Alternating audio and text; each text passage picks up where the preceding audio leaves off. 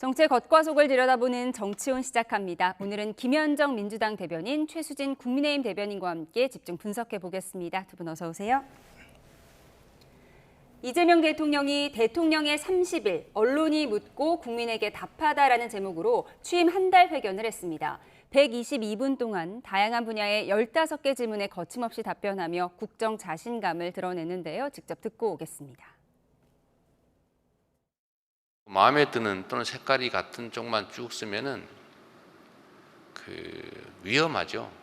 시멘트, 자갈, 모래, 물 이런 걸 섞어야 콘크리트가 됩니다. 그런데 시멘트만 잔뜩 모으면 그냥 시멘트 덩어리가 되죠. 모래만 잔뜩 모으면 모래더미가 될 뿐입니다. 그래서 차이는 불편한 것이기도 하지만 시너지의 원천이기도 하죠. 공직사회는 로봇 태권부에 비슷해서 그 자체는 엄청난 힘을 가지고 있죠. 그런데 결국은 그 헤드에 조정간에 철수가 타면 철수처럼 행동하고 영희가 타면 영희처럼 행동하죠. 다 골라낼 수도 없고 또 다 골라내서 한쪽만 쓰면 결국 끝없는 전쟁이 벌어집니다. 그래서 할 수 있다면 최대한 고쳐서 써야죠. 잘못된 게 있다면. 네, 먼저 이재명 대통령의 지난 30일 전직 대통령들보다 좀 빨리 진행한 기자회견의 배경에는 국정 자신감이 있다 이런 분석도 있었는데 사전 조율이 없었고 각본도 없었다고 하는데 정말 사전 조율이 전혀 없었습니까? 실제로 보신 바와 같이 사전 조율은 없었고 이제 명함을 무작위로 추천해 갖고 질문자를 정하는 방식으로 타운홀 미팅 방식으로 아주 자유롭게 진행된 것 같아요. 이제 기자들이 질문을 하면 그거에 대해서 국민들에게 답변하는 방식으로 이렇게 했던 것 같고 정말 질문이 어떤 거가 나올지를 모르는 상황에서 그 질문에 대해서 또 대통령도 거침없이 답변하면서 아주 잘 준비된 그런 기자회견을 보는 것 같았습니다. 예. 같은 색깔만 쭉 쓰면 위험하다. 공직사회는 태권브이와 같아서 인사권자가 중요하다. 다 골라낼 수 없다. 이런 말이 좀 인상적이었는데요. 같은 색깔만 쓰면 위험하다는 건 이제 같은 성향의 사람만 쓰지 않겠다는 것으로 해석이 되는데 공직사회가 태권브이 같다. 이건 어떤 말일까요? 지금 말씀대로 다양한 분야의 다양한 전문가를 쓰는 건 너무나 당연한 일입니다. 근데 그거는 대통령이 보는 시각이고 저희가 봤을 때는 대부분의 이번에 인사장관, 국무총리부터 장관 많이 임명을 하셨죠. 근데 그중에서 보면 대부분의 한 8명이 국회의원이시고 또 저희는 그걸 보면서 민노총부터 시작해서 보훈 인사라고 생각을 합니다. 물론 거기에 몇 명 좀 아니신 분들이 껴있는데 그거는 이 테두리 아까 말씀하신 대로 다양성을 맞추기 위한 데코레이션 인사였다. 저희는 이렇게 평가를 하고 있습니다. 네, 보훈 인사였고 데코레이션 인사였다 이렇게 평가를 하셨는데 오늘 인사와 영수회담에 관한 이야기도 나왔죠. 그러니까 그 인사 관련해서는 사실 국민 눈높이라든지 여야가 봤을 때에 미흡한 점이 있다라는 것을 인정한다 이렇게 말씀을 하셨죠. 그렇지만 대통령은 여야의 대표가 아니라 국민에 대한 대표이기 때문에 그 탕평과 통합적인 그런 관점을 고려하지 않을 수 없다라는 말씀을 하셨고 그래서 탕평과 통합의 방점을 둔 인사를 했다라는 말씀도 하셨던 것 같고요. 또 영수회담 같은 경우에는 이제 영수회담을 정리해야 할 것이냐에 대한 질문에 대한 답변을 하는 과정에서 나왔는데 물론 이제 필요하면 그 영수회담도 하겠다 이렇게 말씀도 하셨기 때문에 비공식적인 그 면담이라든지 공식적인 그 면담이라든지 거를 최대한 많이 하겠다라는 말씀을 하셨죠. 다만 공격 소재로 쓰이면은 곤란하다 이런 말씀도 하셨어요. 그러니까 다만 이제 이제 정리를 한다는 것은 그걸 공개한다는 의미잖아요. 그런데 공개를 하게 되면 아무래도 허심탄회하게 대화하는 것들이 좀 제한적일 수 있잖아요. 그렇기 때문에 그 공식적인 회담뿐만 아니라 비공식적으로도 자주 소통해서 허심탄회하게 대화하고 의견도 듣고 청취하겠다 이런 취지로 말씀하신 것 같습니다. 그러니까 비공개 소통을 자주 할 테니 나를 공격 소재로 삼지는 말아달라 이런 부탁이 있었던 것도 그러니까 같습니다. 이제 비공개에서 하는 이야기들을 하다 보면 이렇게 거침없이 이런저런 얘기들을 하게 되는데 그런 것들을 또 언론에다가 공개하거나 이렇게 되면 서로 간에 대화하는데 또 그거 자체가 서로 허심탄회하게 하는 거에 대한 장벽이 될 수 있으니까 그런 취지에서 말씀하신 것 같습니다. 예. 그런가 하면 이재명 대통령은 최근 정부가 수도권 집값을 잡기 위해 고강도 대출 규제를 내놓은 것과 관련한 언급도 했는데요. 듣고 오겠습니다. 이번에 대출 규제는 맛배기 정도에 불과하죠. 부동산 관련된 정책이 많아요. 예를 들면 수요 억제책, 공급 확대책, 있는데 공급 대책도 꼭 신도시의 신규 택지만이 아니고 기존 택지들 재활용이나 기존 부지를 활용하는 방법도 얼마든지 있습니다. 공급도 다양한 방법이 있다. 얼마든지 가능하다. 그리고 더 근본적으로 수요 억제책으로는 지금 이거 말고도 많아요. 저는 대한민국의 미래가 이 부동산 정책에도 크게 영향을 받을 거라고 봅니다. 네, 이번 대출 규제는 맛보기에 불과하다 이렇게 얘기했습니다. 아무래도 진보 정권에서 부동산 트라우마가 있지만 나는 극복할 것이다 이런 자신감으로도 보이는데요. 국민의힘에서 할 말이 많으실 것 같습니다. 네, 지금 그렇게 많이 알고 계시고 실제로 공급과 수요의 그 균형을 알고 계시는 것 같은데, 근데 왜 이렇게 갑자기 6억 대출이라는 그런 막강한 도구를 내신 거예요? 어쨌든 그렇게 여러 가지 다양한 정책도 많음에도 불구하고 그것도 갑자기 통보하시고 이거 대통령실에서 한 거 아니야, 금융위원회에서 한 거야 이렇게 말씀을 하셔서 당황스럽고, 실제 집을 살려고 하는 사람들이 지금 6억 대출이면 서울에는 언감생신 생각도 못 합니다. 아시다시피 한 24평 아파트가 한 14억, 15억 그 정도인데, 그러면 현금 부자가 아니면 살 수 없는 구조가 돼 있고요. 그리고 또 하나는 더 중요한 건 분양 시장도 지금 되게 위축돼 있다는 겁니다. 우리가 대부분 분양을 할 때 그거에 대해서 은행 대출을 받으면서 우리가 중도금들을 갚아가고 있잖아요. 그러면 그거를 회사에서 대줘야 되는데 그런 회사가 여력이 있을까요? 지금 부동산 시장과 그 주택 건설 시장들이 많이 위축이 되고 있는 상태입니다. 그리고 대출 규제도 막아놨습니다. 갑자기 집 사려는 사람들한테 지금 무슨 벼락과 같은 그런 조치를 취한 거라고 생각을 합니다. 그리고 더 중요한 거는 지금 미분양 아파트가 대부분 80%가 지방에서 일어나고 있습니다. 지방은 더 죽어라 하는 얘기고요. 이런 식으로 하면 일부 지역에 있어서 풍선 효과, 일부만 또 오르는 그런 불균형적인 그런 부동산 정책들이 나오기 시작합니다. 이렇게 잘 아시는데 왜 이렇게 했을까? 오히려 반문하고 싶습니다. 예, 갑작스런 6억 대출 규제에 대한 부작용을 우려하셨습니다. 지금 수도권의 집값, 특히 서울의 집값이 지금 급증하는 거에 대한 우려가 있었던 거잖아요. 그리고 그 원인 중에 가장 큰 원인 중에 하나가 오세훈 시장이 토지거래 허가구역을 다 푸는 바람에 그렇게 됐다라는 진단이 있습니다. 근데 이번에 6억 그 주택담보대출의 규제를 한 것은 부동산 가격이 안정 측면도 있지만 가계대출에 대한 문제도 해소하겠다는 두 마리 토끼를 잡겠다는 사실 포석이었거든요. 그리고 실제로 시장에서는 그것이 효과가 있다라고 지금 반응하고 있는 것도 사실입니다. 그런데 이렇게 그 금융 정책을 가지고 금융 대출 규제를 가지고 하는 부동산 안정 정책은 효과가 오래 가진 않아요. 그렇기 때문에 이어서 아까 우리 이재명 대통령께서 말씀하신 것처럼 그 수요 억제책이라든지 공급 확대책 등의 대책들이 뒤따라야 된다라는 그런 말씀을 좀 하시는 것 같고, 덧붙여서 이제 사실 부동산 시장은 투기적인 요소가 강하잖아요. 그리고 우리나라는 국민들의 자산이 부동산이 7위고 자본시장, 금융 쪽이 3위거든요. 하여튼 기형적인 구조로 되어 있는데, 그래서 이번 오늘도 상법 개정해서 본회의 통과시켰지만 자본시장을 좀 투명하게 만들어서 자본시장 쪽으로 그 투자가 옮겨갈 수 있는 환경도 같이 조성하면은 부동산 시장 안정화에 더 이제 그 플러스 요인이 될 것이다. 이것까지 같이 이제 생각하고 계십니다. 예, 그런 차원에서 이 대통령이 지난 한 달 가운데 잘 돼간다 싶은 것이 주식시장이다 이렇게 얘기를 하기도 했습니다. 그런데 국민의힘에서는 오늘 이재명 대통령의 기자회견을 어떻게 바라보고 있을까요? 송원석 비대위원장의 목소리를 듣고 오겠습니다. 참 좋은 말씀도 물론 있긴 합니다만은 지난 30일에 대한 자화자찬만 가득한 내용이 같습니다. 공식적으로는 이렇게 얘기합니다. 역대 가장 빠른 기자회견이다 이렇게 얘기를 하고 있습니다. 그런데 사실은 역대 대통령 중에 가장 빠른 자화자찬이다. 저희들은 그렇게 보고 있습니다. 네, 송원석 비대위원장, 역대 가장 빠른 기자회견이 역대 가장 빠른 자화자찬이었다 이렇게 꼬집었습니다. 국민의힘에서 전체적으로 어떻게 보고 계세요? 이거 발표하신 거 불과 한 시간 전? 얼마 안 됩니다.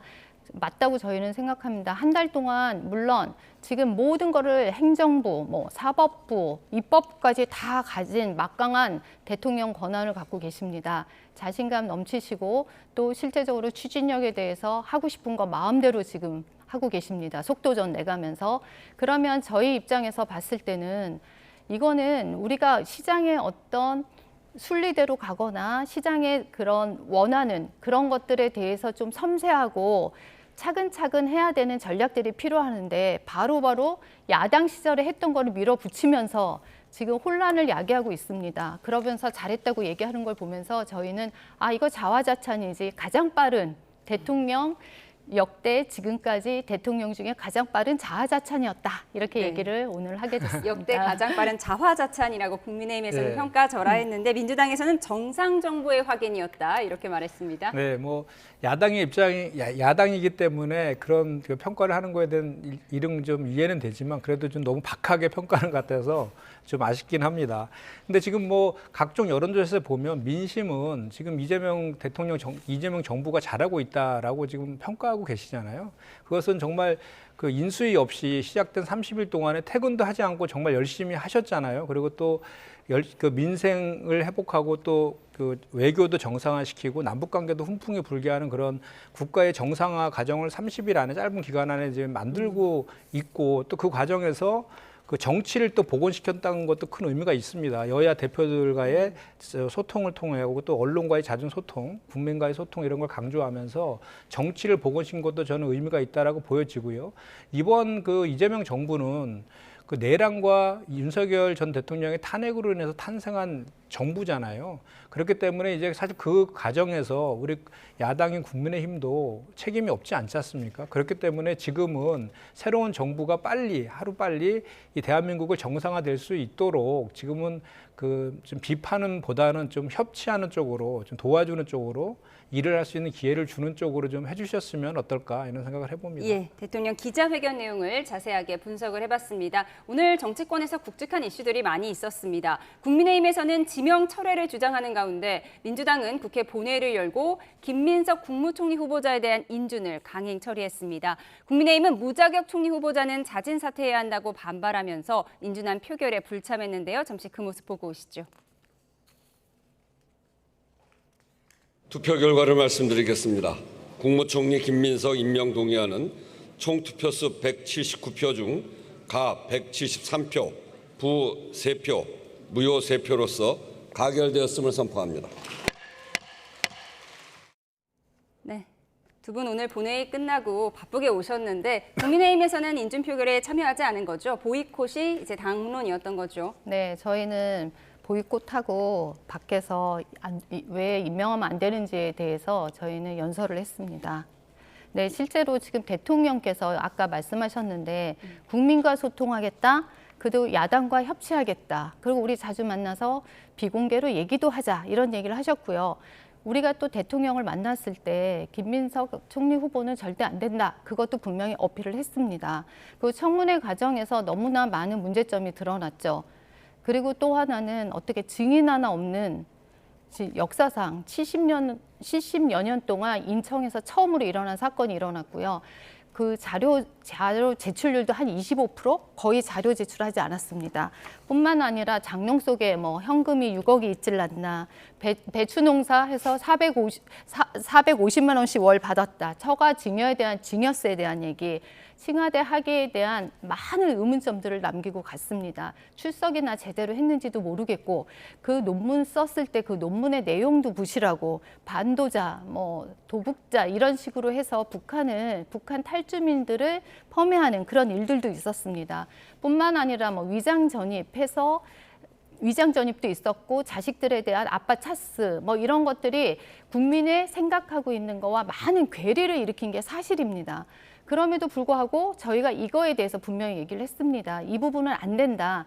저희가 지금까지 많은 장관들하고 총리 임명을 했을 때 단 한 건이라도 문제가 되면 임명이 안 된 사례가 많은데 그 모든 것에 총집합이 있는 게 총리입니다. 어떻게 국민들한테 존중받고 그리고 국무총리가 하는 것에 대해서 힘을 받고 또 그게 추진력이 생길 수 있을까? 저희는 이거는 절대 안 된다 해서 그렇게 반대를 했건만 이거를 결국 다수 여당이 통과를 시키고야 오늘 말았습니다. 예, 국민의힘 입장에서는 증인도 자료 제출도 없었고 배추만 남은 청문회였다 뭐 이런 판단이었는데 민주당에서는 국민의힘이 목리를 부리고 있다. 더 이상은 미룰 수 없다면서 이제 오늘 본회의에서 처리를 했습니다. 네, 사실은 합의 처리하기 위해서 무던히도 노력했는데 결국은 오늘 본회의 안 들어오셔가지고 저희가 단독 처리할 수밖에 없었다라는 말씀을 드리고 지금 그 자료 제출을 안 했다, 증인 채택도 문제 있다 이런 얘기들은 국민의힘의 일방적인 주장일 뿐입니다.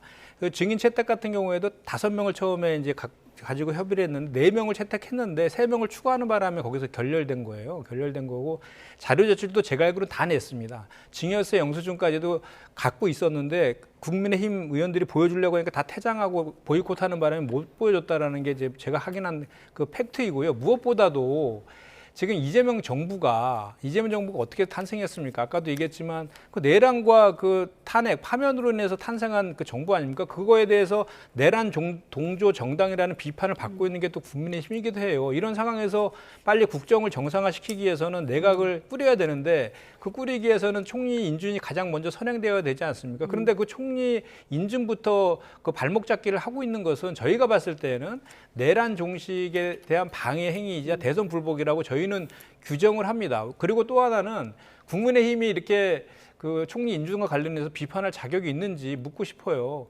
지난 정부에서 31명이 인사청문 보고서 채택 없이 그냥 다 임명해버렸습니다. 그리고 한덕수 전 총리 같은 경우에도 저희가 부적격 인사이지만 새로운 정부의 국정 운영에 협조한다는 차원에서 당론으로 추인해줬거든요. 모든 역대 총리들이 다 그렇게 했습니다. 그러면 더군다나 이번에는 그 내란과 탄핵으로 인해서 인수위도 없이 출범한 정부라고 하면 그리고 그거에 대한 저 사과나 반성의 그런 마음이 조금이라도 있다라고 하면 총리 인준부터는 적어도 야당에서 협조를 해줬어야 되는 거 아니냐 저는 그렇게 아쉬운 정말 것 같습니다. 자료가 준비되어 있었다면 나중에 SNS에라도 올렸어야 되는 것 아니냐 이런 게 이제 국민의힘 입장이었는데 국민의힘에서는 김민석 방지법을 발의한다고 해요. 어떤 내용이죠?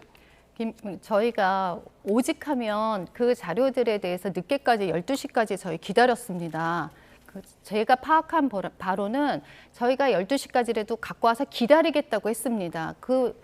우리가 청문회장을 나간 게 중요한 것이 아니라 저희는 자료를 계속 요청했고 그 자료를 받았습니다. 받기를 진짜 원했습니다. 하지만 저희가 요구하는 거 끝까지 주지 않았고요. 말로만 했던 청문회였던 거는 확실합니다.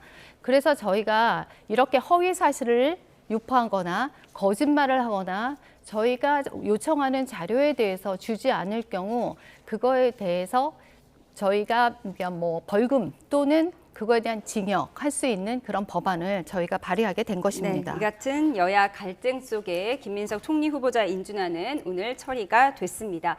그런가 하면 민주당이 본격적인 검찰개혁 추진에 속도를 내는 모습입니다. 차기 당권 주자인 박찬대 정청래 의원은 한 목소리로 고강도 검찰개혁 의지를 강조했는데요. 영상으로 보고 오시죠.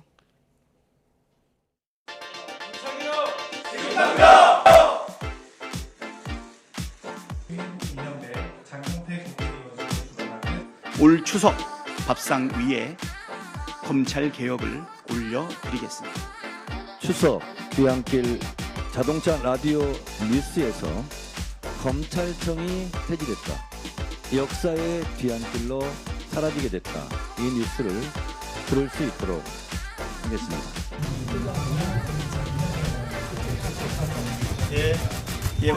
혼주 퇴장합니다. 우리는 안 헤어질 결심 잡은 손 놓지 않기로 했습니다. 두 분 좀 누가 내 차인데? 이거 내 차 아닌데? 박찬대가 아니라 내 차인데. 예. 이재명 대통령께서 깊은 계획과 숙고 끝에 이루었다 이런 생각을 좀 들고요. 이제 나도 말씀하자. 대통령께서 뭔가 깊은 뜻이 있겠지 하고 생각합니다. 대통령이 하는 결정은 다 옳습니다.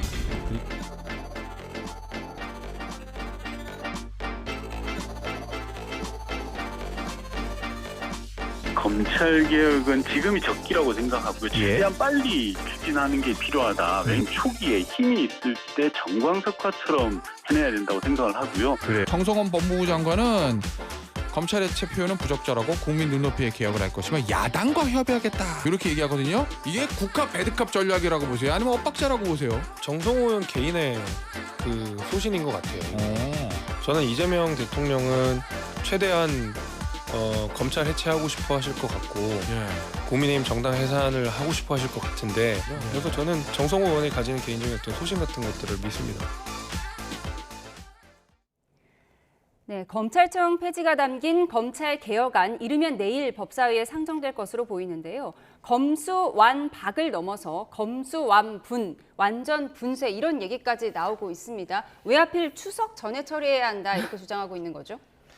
그러니까 검찰 개혁을 해야 된다는 거는 이제 국민의 명령이 되었어요. 그리고 수사와 기소를 분리해야 된다는 그거에 대해서도 국민적 공감대가 형성되었다라고 보거든요. 왜냐하면 수사와 기소권을 독점하는 나라는 세계 우리나라밖에 없습니다. 그리고 과거에 저희가 이제 국정원이라든지 옛날에 만기부나 중앙정보 시절 그 국정원이라든지 군 개혁을 위해서 그 권력들을 다 분산시켜갖고 국민의 품으로 돌려줬던 역사들이 있지 않습니까? 근데 유일하게 지금 남은 비대한 권력이 이제 검찰이라는 거예요. 그래서 검찰은 수사와 기소를 분리해서 검찰을 없애는 게 아니지 않습니까? 그래서 국민의 품으로 돌려드는 것은 이제 시대적 사명이 되었다라는 것이고 그렇게 검찰 개혁이 필요하다라고 하면 개혁에는 또 저항이 따르기 마련이잖아요. 그렇기 때문에 어차피 해야 될 거고 방향성이 정해졌다라고 하면 빠르게 하는 것이 좋다. 그런 취지에서 지금 말을 하고 있는 것 같고요. 그런 차원에서 지금 법무부 장관으로 사개특위라든지 형사사법체계 특위위원장 등 이제 이쪽 사법개혁과 검찰개혁에 대한 풍부한 그 정책 역량하고 또 의지를 갖고 있는 법무부 장관하고 또 검찰 내부를 잘하는 봉욱 민정수석 두 분이 이제 서로 잘 협조를 해가지고 이런 그 역할들을 정부 차원에서 할 것이고 또 실제로는 검찰 개혁은 국회에서 입법을 통해서 하는 것이거든요. 그렇기 때문에 지금 검찰청법, 이제 검찰법, 검찰사법이 지금 그 소위에서 논의되고 이제 공청회 등을 앞두고 있는데 국회에서 풍부한 논의를 통해 가지고 그 검찰 개혁과 관련된 내용들을 정확하게 만들어서 빠르게 그래서 추석 전이라는 말이 나온 것 같고 아마도 두 분은 이제 당대표 후보시기 때문에 네. 좀 더 선명성 있는 것들을 보여주기 위해서 추석 전이라는 표현을 한 것 같고 최대한 빨리 하겠다라는 의지의 표현인 것 같습니다. 예, 그러니까 당내 강경파들은 선명하게 최대한 빨리 진행하겠다는 입장인데 법무장관 후보자인 정성호 의원은 속도전에는 좀 거리를 두는 것 같아요. 검찰 해체라는 표현은 적절하지 않다. 국민의 눈높이에서 하겠다라고 얘기를 했거든요. 이게 국합, 배드캅, 투트랙 전략이냐 어떻게 보세요? 저는 투트랙 전략이라고 봅니다. 실제적으로 지금 더불어민주당의 같은 경우는 분명히 속도를 낼 거고 이 법안을 추진을 할 겁니다. 왜냐하면 지금까지의 사례에서 봤듯이 뭐 기업 민생을 살리는 건 기업이라고 해놓고 노랑봉투법이나 상법 같이 바로 내일이면 또 그거 다 통과시키고 또 하신다고 얘기했는데 하나도 물러서는 것이 없습니다. 더군다나 검찰개혁은 이재명 대통령의 수건 사업입니다. 검찰에 대한 감정 아주 안 좋으시고요. 본인 자체가 검찰에 기소당하고 계시는 상황이었기 때문에 이거를 어떻게 저희 국민의힘 입장에서는 순수한 뜻으로만 받아들일 수 없습니다. 저는 이거는 방탄이다. 방탄을 위해서 검찰개혁하는 거다. 이렇게밖에 생각할 수 없고요. 더군다나 오늘 참 재밌는 게 나왔지 않습니까? 대통령실 검찰 특활비 올리겠다고 91억으로. 실제로 그게 작년에 다 없애버렸잖아요. 82억이었습니다. 지금 6월이에요. 하반기 6개월이에요. 41억만 돼도 제가 말을 안 하겠습니다. 91억 2배나 올렸습니다. 어떻게 이렇게 검찰을 정쟁화시킬 수 있고 자기 편의대로 하수인으로 쓸 수 있습니까? 이러놓고 지금 와서 검찰개혁을 한다? 분리해서 한다? 저는 이거에 대해서 납득할 수 없습니다. 예. 이거 한마디만 좀 드리면은 검찰 개혁은요 이미 20대 때부터 2020년부터 시작됐었어요. 그래서 그 검찰의 그 수사권을 6대 중대범죄에서 2대 중대범죄로 축소하는 그런 과정들이 있어서 그거의 연장선상에 있는 것이다라는 말씀을 드리고 그리고 이제 특활비 관련해서는 지금 예결위에서 아직 심사가 안 끝났기 때문에 그걸 확정됐다라고 말씀하신 건 아니고 그 특활비가 없애는 가장 큰 이유는 검찰에서 시발된 영수증 제출하고 뭐 제대로 된 증빙서를 내지 않았기 때문에 그런 것 때문에 그런 것이지. 그런 게 전제된다라고 하면 그것이 불필요하다라고 한 게 아니었잖아요. 그런 걸 전제한다라면 그런 없앨 일도 없었을 것을 그걸 자초한 것은 윤석열 검찰이었다라는 말씀을 그래서 새 정부에서는 좀 증액할 드리고요. 필요성이 있었다 이렇게 보시는 건가요? 네? 특활비에 관련해서 이제는 증액을 할 수 있다. 그럴 그러니까 때가 그런 됐다. 안이 제출되어 있는데 말씀하신 것처럼 뭐 지금 6개월 남았으면 그만큼 또 예산안 심사 과정에서 예결해서 감액하면 되는 것이고, 다만 중요한 것은 그거의 포인트는 뭐였냐면 그 대통령실이나 검찰이나 경찰이나 감사원의 특활비가 필요 없다라는 취지가 아니었고 특활비를 어디에 쓰는지를 알 수 없게끔 영수증조차도 구비하지 않고 있는 그런 것들에 대한 문제 제기가 사실 본질이었다라는 말씀드립니다. 예, 앞서 이재명 대통령의 검찰에 대한 감정이 좋지 않다 이렇게 말씀하셨는데 오늘 취임한 달 기자회견에서도 검찰 개혁 관련해서 자업자득이라며 수사권과 기소권 분리에 이견이 없다고 했는데요. 듣고 오겠습니다. 일종의 그건 저는 자업자득이다 이렇게 생각합니다. 수사권과 기소권을 분리한다. 동일한 주체가 수사권과 기소권을 동시에 가지면 안 된다라는 점에 대해서 이견이 없는 것 같습니다. 추석 전에 하자라고 지금 당대표 후보들부터 열심히 말씀하시는 것 같습니다. 제도 자체를 그때까지 어릴게를 만드는 건 가능할 수도 있을 것 같아요. 그것도 국회에서 하면 저야 뭐 어떻게 할 수 없잖아요. 검찰 개혁은 국회가 하는 겁니다. 이 제도를 바꾸는 거기 때문에 정부 내에서, 근데 검찰도 정부의 일원이니까요. 정부 안에서 서로 타협해가지고 정할 문제가 아니고 국회가 입법적 결단을 할 사안이기 때문에 우리 정부에서 할 일은 그로 인한 갈등, 부작용 이런 걸 최소화하는 게 필요하죠. 네, 자업자득이다. 이재명 대통령의 검찰 개혁에 대한 목소리 듣고 오셨습니다. 이어서 국민의힘 이야기해 보겠습니다. 국민의힘 쇄신에 나설 당 혁신위원장에 안철수 의원이 내정됐죠. 의사 출신인 안 의원은 메스를 들어서 보수 정치를 오염시킨 종기를 적출하겠다 이렇게 밝혔는데요. 직접 들어보시죠. 사선의 안철수 의원님을 당 혁신위원장으로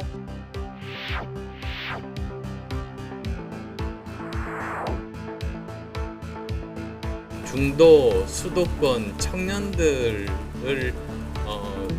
다시 우리를 돌아보고 관심을 가지고 그렇게 해야 되는 게 중요하지 않습니까?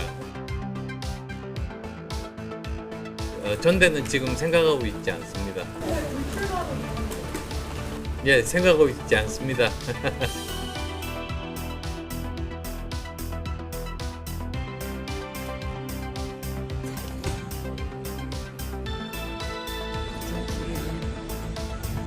탄핵을 찬성한 안철수 의원님을 혁신위원장으로 앉혔다는 것 자체는 변화의 초석은 될 수 있다고 생각합니다.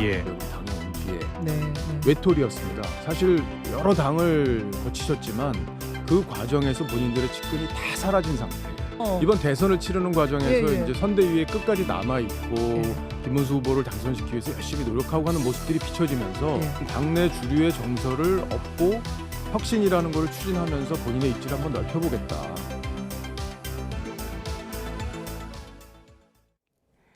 네, 의사 출신으로서 당의 집도의로 나선 안철수 의원, 과연 당을 살려낼 수 있을 것인가? 적어도 찬탄파라는 부분은 긍정적으로 평가되고 있는 것 같은데 사실 전 김용태 비대위원장이 힘을 받지 못했다. 결국 그 5대 쇄신안이 하나도 관철되지 못했다. 이 부분을 지적하는 목소리가 높습니다. 네, 저희가 선거에 패배하고 나서 분명히 당을 다시 한번 재정비할 필요성이 있고 더군다나 우리 유권자들 포함하여 국민들이 좀 보수의 재간, 혁신에 대한 니즈가 충분히 있고 저희 국회 국민의힘 의원들조차도 우리는 개혁하고 다시 한번 국민들에게 더 가까이 다가가고 국민들이 사랑받는 당을 만들어야겠다. 이거에 대해서 우리는 다 공감을 하고 있습니다.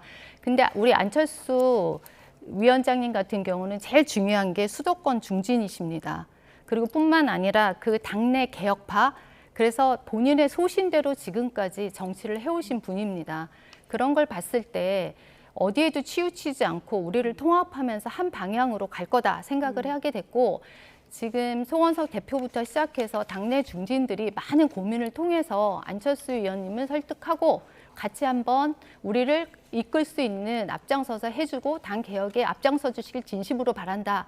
이렇게 간청을 해서 어렵게 저희가 모신 걸로 알고 있습니다. 예, 중도 수도권 청년 중수청을 아우를 만한 괜찮은 후보다 이런 평가가 있었다고 하는데 힘을 받을 수 있을 것이냐 결국 이게 관건이거든요. 어떻게 네. 예상하세요? 저는 좀 회의적입니다. 왜냐하면 우리가 전례가 있잖아요. 이뇨한 혁신이 그 당시에도 뭐 정권을 주겠다라고 했지만 뭐 지도부 친윤 1세계 지도부하고 중진들하고 그리고 친윤 의원들에 대해서 험지 출마하고 불출마 그 6가지 혁신을 냈는데 그냥 다 받아들여지지 않고 용두사미로 그냥 임기도 채우지 못하고 종료된 그 사례가 있거든요. 이번 같은 경우 혁신위도 사실은 김용태 전 비대위원장이 제시한 당의 혁신안 5가지를 지금 무마시키려고 띄운 측면이 있었잖아요. 그 당시 흐름상.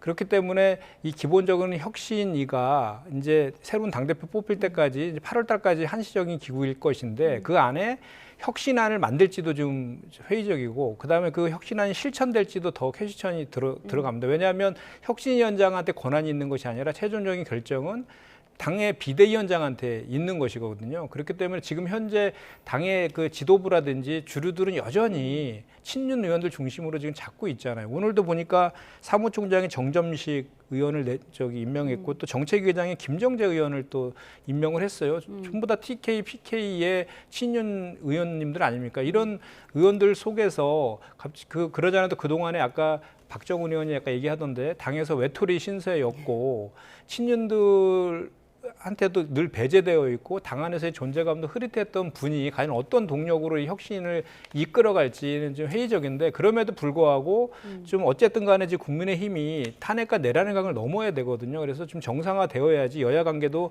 정상적으로 복원될 수 있기 때문에 그럼에도 불구하고 잘 그 혁신안을 만들어서 당에서 좀 수용되기를 고대해 봅니다. 예. 도로 친윤 지도부가 됐고 외톨이였던 안철수 의원이 얼마나 힘을 받을 수 있을지 회의적이라는 말씀 해주셨습니다. 여야 입장 자세히 들어봤습니다. 지금까지 정치온 김현정 민주당 대변인, 최수진 국민의힘 대변인과 함께했습니다. 고맙습니다.